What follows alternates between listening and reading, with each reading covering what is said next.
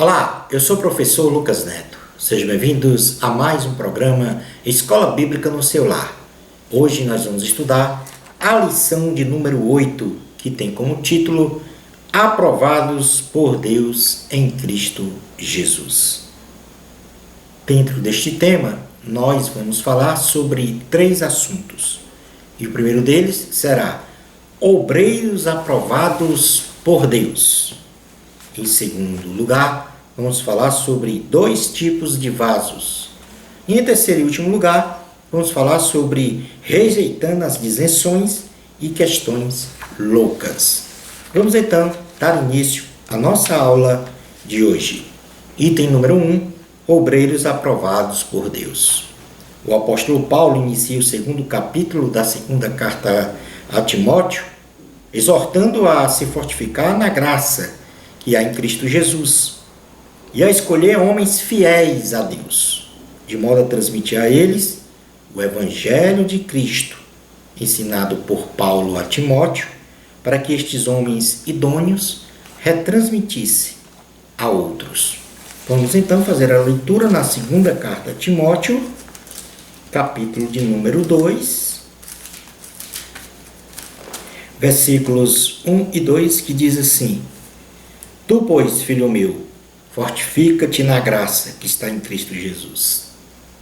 E o que de minha parte ouviste através de muitas testemunhas, isso mesmo transmite a homens fiéis e também idôneos para instruir a outros. Na sequência redacional da carta, o apóstolo Paulo promove uma analogia entre as qualidades de funções profissionais no seu aspecto operacional, associando-os com as virtudes que um servo de Deus deve possuir em sua conduta como cristão e obreiro da casa do Senhor. A saber, em primeiro lugar, Paulo menciona um soldado do exército. Quando servimos ao Senhor, somos alistados nas fileiras de um grande exército espiritual. E por isso, passamos a enfrentar uma grande guerra espiritual contra os valores deste mundo, contrários à vontade de Deus e contra o exército. E, na realidade, o exército de Satanás tenta nos aniquilar. Portanto, quando nós servimos ao Senhor, nós estamos alistados num exército espiritual. E aí a gente enfrenta uma guerra espiritual. E esta guerra são contra os valores deste mundo. São contra esta guerra, os valores do mundo são contrários à vontade do Senhor. E aí está estabelecido um outro exército, o exército de Satanás, que tenta nos aniquilar. Isto é, matar, roubar e destruir. O nosso general é Cristo, e por ele nós devemos suportar os sofrimentos inerentes a uma guerra.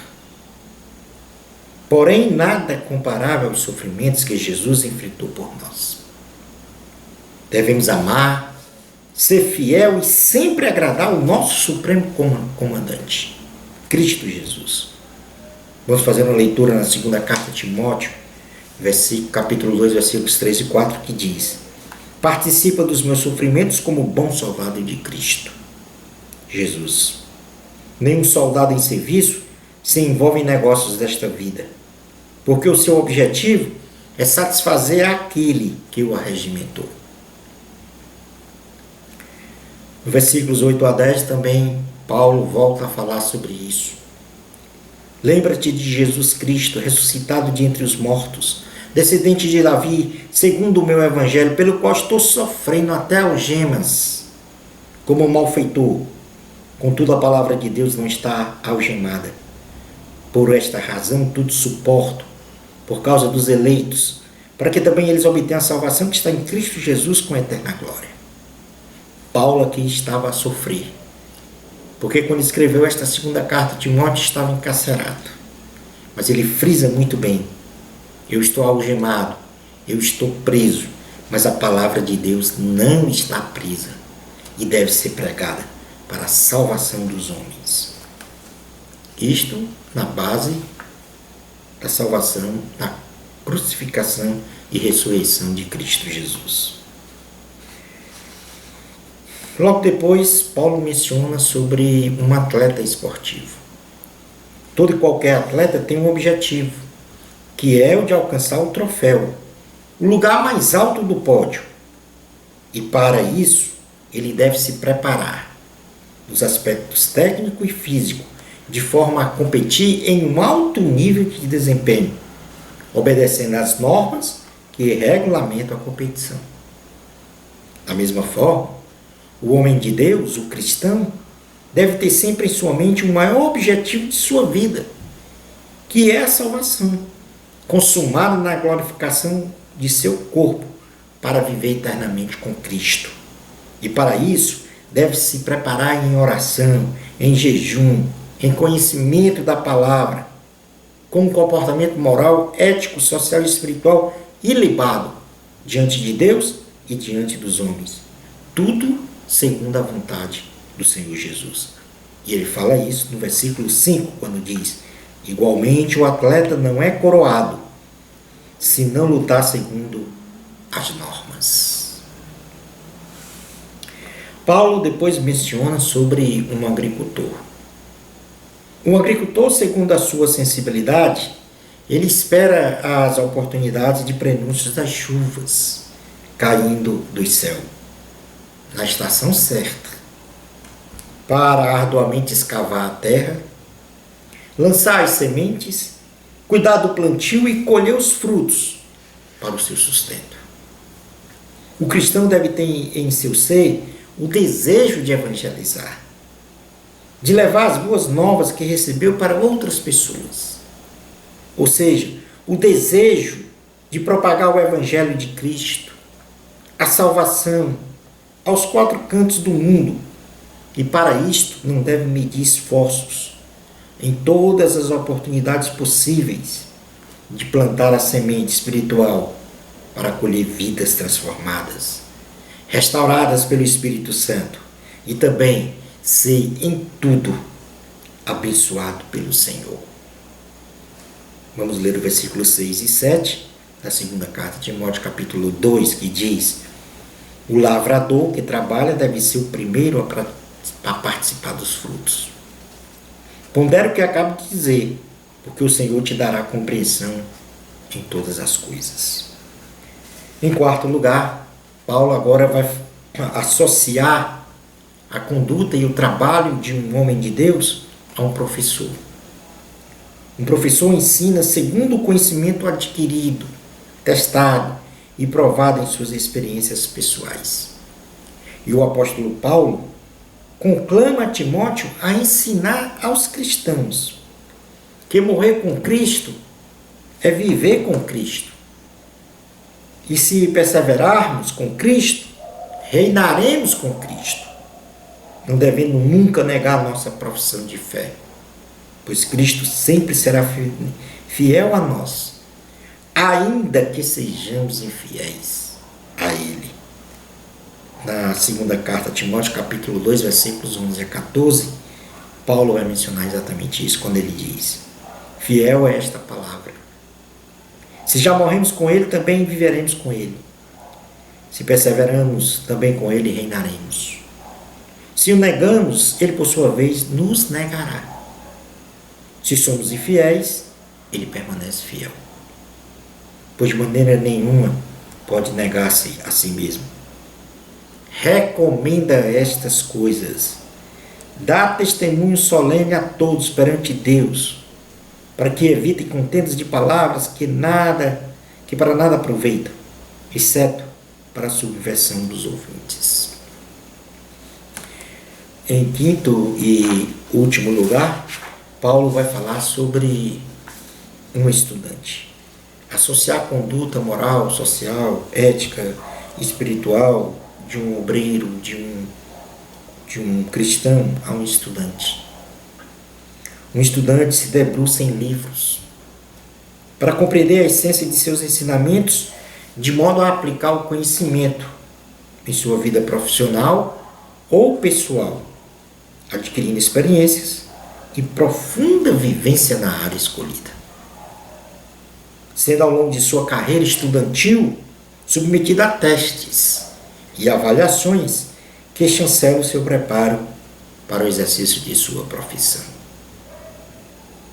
O cristão que se preza deve ser um exímio e assíduo estudioso da palavra de Deus, devendo aplicar o conhecimento adquirido em sua vida para, após muitas lutas de ordem espiritual, ser aprovado por Deus, não se deixando levar por fábulas, nem por ideologias e muito menos por filosofias humanísticas. Na segunda carta de Timóteo, capítulo 2, versículos 15 a 19, diz assim: procura apresentar-te a Deus aprovado, como obreiro que não tem de que se envergonhar, que maneja bem a palavra da verdade. Evita igualmente os falatórios inúteis e profanos, pois os que deles usam passarão a impiedade ainda maior. Além disso, a linguagem deles corrói como câncer, entre os quais se inclui Himeneu e Fileto. Eles se desviaram da verdade, asseverando que a ressurreição já se realizou, e estão pervertendo a fé a alguns. Entretanto, o firme fundamento de Deus permanece, tendo este selo: o Senhor conhece os que lhe pertencem, e mais, aparta-se da injustiça todo aquele que professa o nome do Senhor. Vamos passar agora a estudar o item 2 da lição, que tem aqui como título 2 tipos de vasos. Na sequência da carta escrita ao jovem Timóteo, o apóstolo Paulo explica que em uma casa existem muitos utensílios que reluzem e outros que obscurecem os ambientes, indicando uma analogia à realidade de uma igreja institucional como a de Éfeso, que possuía em seu seio pessoas para a honra e outras pessoas para a desonra, segundo o padrão comportamental e de serviço ao Senhor. Versículo 20 diz: ora, numa grande casa não há somente utensílios de ouro e de prata. Há também de madeira e de barro, alguns para a honra, outros, porém, para a desonra. Assim é que, para ser um cristão reputado como vaso de honra, preparado para toda e qualquer boa obra, deve ter as seguintes características de qualificação. Em primeiro lugar, se santificar, ou seja, ser separado do pecado, para ser um vaso de honra e útil ao Senhor. Segunda carta a Timóteo, capítulo 2, versículo 21 diz: assim, pois, se alguém a si mesmo se purificar destes erros, será utensílio para a honra, santificado e útil ao seu possuidor, estando preparado para toda boa obra. Em segundo lugar, para ser um cristão reputado como vaso de honra, deve fugir das paixões da mocidade, ou seja, dos desejos imaturos carnais, seguindo a justiça, a fé, a paz e o amor, invocando sempre ao Senhor, com o coração limpo e puro. O versículo 22 diz: foge outro sim das paixões da mocidade. Segue a justiça, a fé, o amor e a paz, com os que de coração puro invocam o Senhor. Em terceiro lugar, para ser um cristão reputado como vaso de honra, deve repelir as questões insensatas, não entrando em contendas filosóficas e teológicas, em que nada edificam. Segunda carta de Timóteo, capítulo 2, versículo 23, diz: E repele as questões insensatas e absurdas, pois sabeis que só engendram contendas. Como servos de Deus, nós devemos sempre nos colocar nas mãos do Senhor, para que Ele nos molde segundo a sua vontade. Sejamos sempre fiéis a Deus, pedindo a sua misericórdia, tendo em vista a nossa condição de pecadores. Que o Senhor seja o nosso oleiro, quebrando o vaso quando deve ser quebrado, para retificá-lo segundo o seu projeto original. Pois, afinal de contas, somos cacos de barro entre outros cacos de barro. Jeremias, capítulo 18, versículos 1 a 10, diz assim a palavra do Senhor. Jeremias, capítulo de número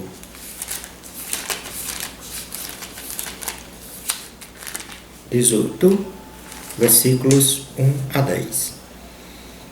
Palavra do Senhor que veio a Jeremias dizendo: Dispõe-te e desce à casa do oleiro, e lá ouvirás as minhas palavras.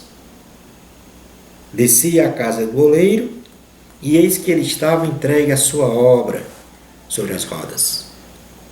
Como o vaso que o oleiro fazia de barro se lhe estragou na mão, tornou a fazer dele outro vaso, segundo bem lhe pareceu. Então veio a minha palavra do Senhor: Não poderei eu fazer de vós como fez este oleiro, ó casa de Israel? Diz o Senhor. Eis que, como barro na mão do oleiro, assim sois vós na minha mão, ó casa de Israel. No momento em que eu falar acerca de uma nação ou de um reino para o arrancar, derribar e destruir, se a tal nação se converter da maldade contra a qual eu falei, também eu me arrependerei do mal que pensava fazer-lhe. Vamos agora para a carta aos Romanos, capítulo de número 9. E aí nós vamos direto para o versículo 19, Romanos 9, 19 a 24, que diz assim: Tu, porém, me dirás, de que se queixa ele ainda? Pois quem jamais resistiu à sua vontade? Quem és tu, ó homem, para discutires com Deus? Porventura pode o objeto perguntar quem o fez? Por que me fizeste assim? Ou não tem o oleiro direito sobre a massa, para do mesmo barro fazer um vaso para a honra e outro para a desonra? Que diremos, pois, se Deus, querendo mostrar sua ira e dar a conhecer o seu poder, suportou com muita longanimidade os vasos de ira, preparados para a perdição, a fim de que também desse a conhecer as riquezas da sua glória em vasos de misericórdia, que para a glória preparou de antemão, os quais somos nós, a quem também chamou, não só dentre os judeus, mas também dentre os gentios.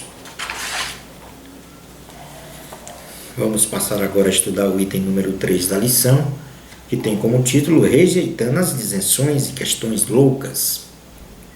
O apóstolo Paulo, no final do capítulo 2 da segunda epístola a Timóteo, fala novamente que o homem de Deus deve rejeitar as contendas, devendo na oportunidade em que elas surgirem adotar uma postura branda para com todos, e com extrema habilidade ensinar a verdade à luz da palavra de Deus, com extremada paciência, porém adotando uma disciplina com mansidão aos opositores do Evangelho de Cristo, sempre tendo em mente que o alvo é a salvação daqueles que estão algemados pela escravidão de Satanás. Na segunda carta a Timóteo, capítulo de número 2, versículos 24 a 26, Paulo diz isso: Ora, é necessário que o servo do Senhor Não viva a contender, e sim deve ser brando para com todos, apto para instruir, paciente, disciplinando com mansidão os que se opõem, a expectativa de que Deus lhe conceda não só o arrependimento para conhecer plenamente a verdade, mas também o retorno à sensatez, livrando-se eles dos laços do diabo, tendo sido feitos cativos por ele, para cumprirem a sua vontade. Concluindo a aula de hoje, ser um vaso de honra na casa do Senhor não significa ser aquele que ora mais. Ser um vaso de honra na casa do Senhor não significa ser aquele que prega mais, aquele que louva mais, aquele que ensina mais, aquele que jejua mais. Ser um vaso de honra na casa do Senhor não significa ser aquele que lê mais a Bíblia. Não. Definitivamente não. Ser um vaso de honra significa ser um servo fiel a Deus em tudo e em qualquer circunstância. Uma bênção especial de Deus para você. Amor a Cristo. Até o nosso próximo programa, Escola Bíblica no seu lar, se Deus permitir.